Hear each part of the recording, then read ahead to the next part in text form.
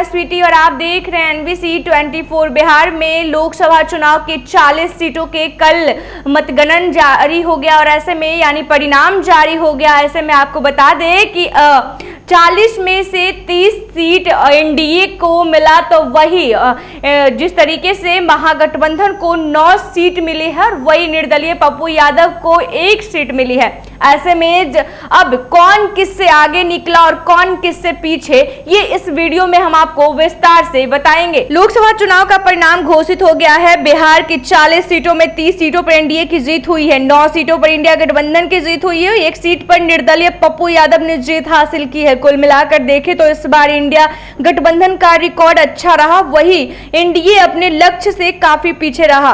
पिछली बार एनडीए को 39 सीट मिली थी, लेकिन इस बार 30 पर ही संतोष करना पड़ा। लोकसभा चुनाव में इस बार मुजफ्फरपुर से बीजेपी के प्रत्याशी राजभूषण चौधरी ने सबसे अधिक मतों से जीत दर्ज की है। राजभूषण चौधरी ने कांग्रेस के अजय निषाद को 2,34,810 मतों से पराजित किया है। 2019 लोकसभा चुनाव में बीजेपी से अजय निषाद ने इन्हें ही पराजित किया था, लेकिन 2024 लोकसभा चुनाव में बीजेपी ने अजय निषाद का टिकट काटकर डॉक्टर राजभूषण निषाद को अपना उम्मीदवार बनाया था। आपको बता दें कि 2024 लोकसभा चुनाव में बिहार में सबसे कम वोटों से बीजेपी की राजीव प्रताप रूडी जीते हैं।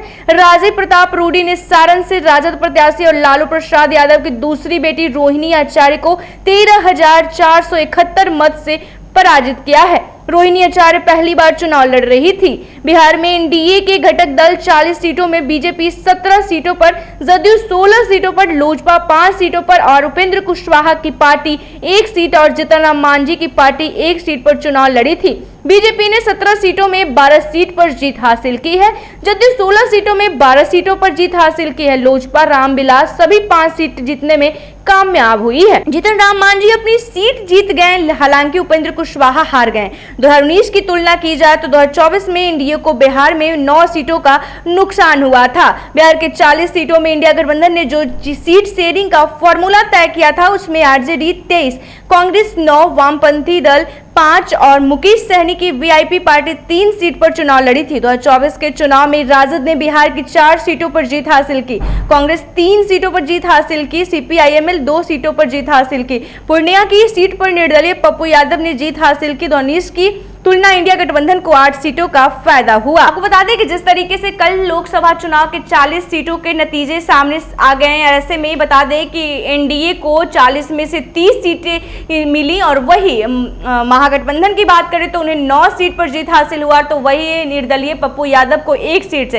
ऐसे में बता दें कि कहीं ना कहीं जिस तरीके से पिछले लोकसभा चुनाव जब 2019 में हुआ था, तब 39 यानी 40 सीट में से 39 सीट एनडीए को हासिल हुआ था, लेकिन इस बार स्थिति जो है थोड़ा दयनीय देखने को मिला एनडीए का। और ऐसे में कहीं ना कहीं इसकी कंपैरिजन करें तो इस बार राजद का दबदबा रहा। आपको बता दें कि जदयू यानी कि बीजेपी जो है अपने दम पर कहीं ना कहीं सरकार नहीं बना पाई, उसे जदयू का सहायता लेना ही पड़ा।